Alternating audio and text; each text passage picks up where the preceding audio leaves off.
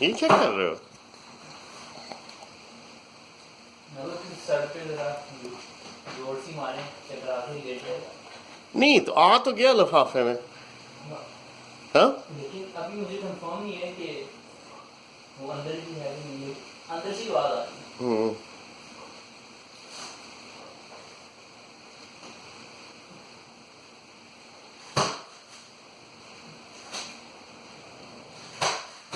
ओह लगे लगता है अब सॉफ्ट सा फील हुआ है। शिट।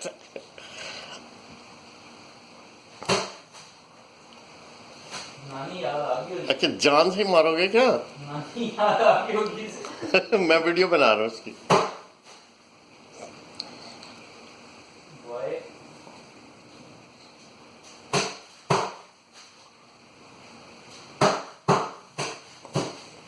यार क्या कीमा